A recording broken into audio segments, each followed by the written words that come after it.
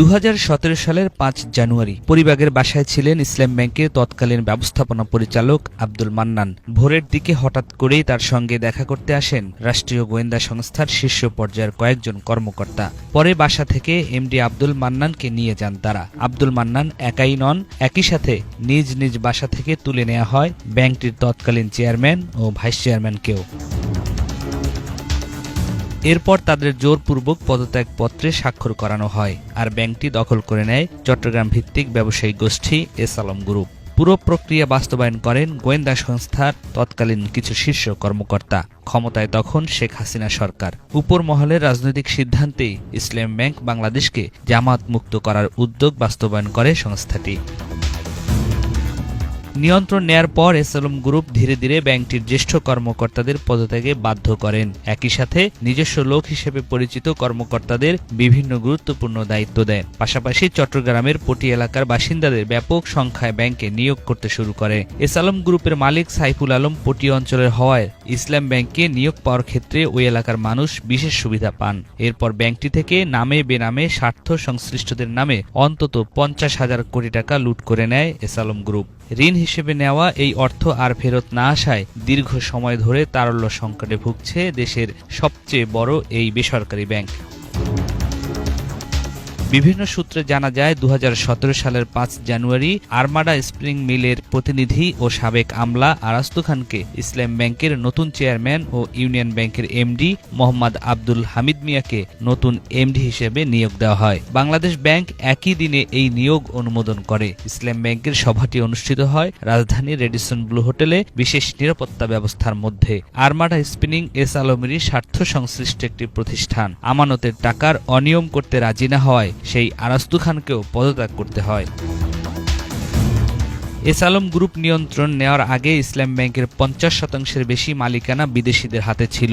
এখন যা কমে 13% নেমেছে। এস আলম গ্রুপ ব্যাংকটির নিয়ন্ত্রণ নেওয়ার পর ধীরে ধীরে শেয়ার ছেড়ে দেয় Islamic development bank, Dubai Islami bank, Islamic investment and corporation Doha, Islamic banking system international holding Luxembourg, Sheikh Ahmed সালে জামজুম, শেখ ফুয়াদ আব্দুল হামিদ আল খতিব, আল রাজি গ্রুপ, কুয়েতের সরকারি bank Kuwait finance house, Saudi company আরবসাস ট্রাভেল অ্যান্ড ট্যুরিস্ট এজেন্সি সহ বেশিরভাগ বিদেশি উদ্যোক্তা ও সাধারণ শেয়ারধারী প্রতিষ্ঠান। এছাড়া স্থানীয় উদ্যোক্তা প্রতিষ্ঠান Baitul Sharif foundation, Ibne Sina trust, Bangladesh Islamic centre, Islamic economic research bureau share ছেড়ে দিয়েছে। 2017 সালে এস আলম গ্রুপ যখন ব্যাংকটির নিয়ন্ত্রণ নেয় তখন ব্যাংকটিতে তাদের 3 প্রতিষ্ঠানের নামে ঋণ ছিল 3006 কোটি টাকা। ব্যাংকটির চট্টগ্রামের খাতুনগঞ্জ শাখার গ্রাহক ছিলেন সাইফুল আলম। প্রাপ্ত নথিপত্র পর্যালোচনায় দেখা গেছে এস আলম নামযুক্ত আছে ও নামযুক্ত নেই এমন ঋণের পরিমাণ এখন প্রায় 50,000 কোটি টাকা। আর সাইফুল আলমের জামাতা বেলাল আহমেদের ইউনিটেক্সের ঋণ 454 কোটি টাকা। এদিকে অন্তর্বর্তী সরকারের নিয়োগ পাওয়া বাংলাদেশ ব্যাংকের নতুন governor doctor Ahsan S Mansur S আলমের সম্পদ কাউকে কিনতে নিষেধ করেছেন। এস আলম বিশ্বের ইতিহাসের প্রথম ব্যক্তি যে পরিকল্পিতভাবে ব্যাংক লুট করেছে। এভাবে পৃথিবীতে কেউ ব্যাংক ডাকাতি করেছে কিনা তা জানা নেই বলেও মন্তব্য করেন তিনি। সিস্টেমেটিক ওয়েতে ব্যাংক লুট করা এটা কিন্তু এই রকম ভাবে বিস্তৃত আকারে এবং এত সুপরিকল্পিতভাবে রাষ্ট্রযন্ত্রকে ব্যবহার করে অন্য কোথাও আমি শুনি নেই। এস আলম গ্রুপের সম্পদ যেন কেউ না কিনে, সবাইকে দেশের স্বার্থে অন্য কেউ যেন এই সম্পদে হাত না দেয়। কারণ এখানে এই সম্পদগুলো আমাদের ডিপোজিটরদের টাকা ফেরত দেওয়ার জন্য আমরা ব্যবহার করতে চাই। আওয়ামী লীগ সরকারের পতনের পর ইসলামী ব্যাংকের কর্মকর্তারা এখন পরিচালনা পর্ষদ পুনর্গঠন ও লুটপাটের অভিযোগে এস আলম ও তার সমর্থিত কর্মকর্তাদের বিচারের দাবিতে আন্দোলন শুরু করেছেন। ফলে ব্যাংকটির এমডি সহ এস আলমপন্থী শীর্ষ কর্মকর্তারা ব্যাংকে যেতে পারছিলেন না। ব্যাংকটির চেয়ারম্যান ছিলেন এস আলম গ্রুপের চেয়ারম্যান সাইফুল আলমের ছেলে আহসানুল আলম। তবে তার সঙ্গে যোগাযোগ করতে পারছিলেন না কর্মকর্তারা। শেষ পর্যন্ত গত সপ্তাহে আগের বর্ষদ ভেঙে দিয়ে ইসলামী ব্যাংক এস আলম মুক্ত করেছে বাংলাদেশ ব্যাংক। এখানে ইসলামী ব্যাংকের হারানো ঐতিহ্য আবার ফিরে আসবে। ইসলামী ব্যাংকিংয়ে যেই সততা দক্ষতার পরিচয় ইসলামী ব্যাংকাররা দিয়েছিল, ব্যাংকের অফিসাররা দিয়েছিল, সেই সততা এবং দক্ষতার পরিচয় তারা অক্ষুণ্ণ রাখবে। সেই ধারা অব্যাহত থাকবে। ইসলামী ব্যাংকের সেই সোনালী সুদিন আবার ফিরে আসবে এই প্রত্যাশা করি। আমি গভর্নর মহোদয়কে অনুরোধ করব যে ইসলামী ব্যাংকে ইসলাম থাকতে হবে, ইসলাম বাদ দিয়ে ইসলামী ব্যাংক হবে না। হ্যাঁ, যারা ইসলামে বিশ্বাস করে, যারা ইসলামের জন্য জান প্রাণ দেয়, তাদেরকে আপনি ওইখানে বসান।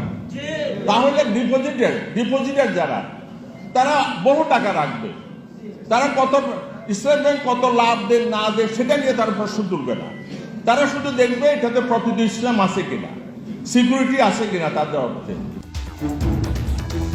ইসলামী ব্যাংকের বৈষম্য বিরোধী ও ব্যাংকের স্বার্থ রক্ষাকারী ব্যাংকার সমাজের সমন্বয়ক আবু ওয়ালিদ চৌধুরী সম্প্রতি এক বিবৃতিতে বলেন, ব্যাংক থেকে নামে বেনামে 65,000 কোটি টাকা বের করে নিয়েছে এসআলম গ্রুপ। হাজার হাজার কোটি টাকা এই ব্যাংক থেকে লুট করে এই ব্যাংকের নাস্তানাবুদ করে দিয়েছে।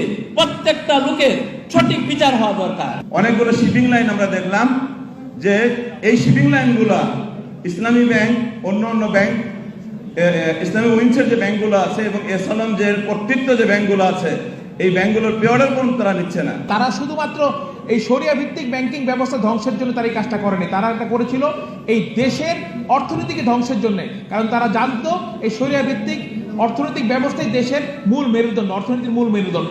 আওয়ামী লীগ সরকারের পতনের পর এসআলম পরিবারের সদস্যদের পাশাপাশি গ্রুপটির অনেক কর্মকর্তা কর্মচারীও দেশ ছেড়েছেন। পরিবর্তিত পরিস্থিতিতে ব্যাংকের পরিচালনা পর্ষদ পরিবর্তন হয়েছে, একই সাথে অভ্যন্তরীণ জটিলতাও কমতে শুরু করেছে। এর মধ্যে ইসলাম ব্যাংক বাংলাদেশে 3 ধরনের অনিয়ম তদন্তে 3টি অডিট ফার্ম নিয়োগের সিদ্ধান্ত হয়েছে। 2017 সালে ব্যাংক দখলের পর কিভাবে ঋণ বের হয়েছে, ট্রেজারি বিভাগ কোথায় কিভাবে টাকা ও ডলার বিনিয়োগ করেছে এবং এ সময় নিয়োগ ও পদোন্নতিতে কি ধরনের অনিয়ম হয়েছে তা খতিয়ে দেখবে। নিয়াজ মখদুম, বাংলা ভিশন, ঢাকা।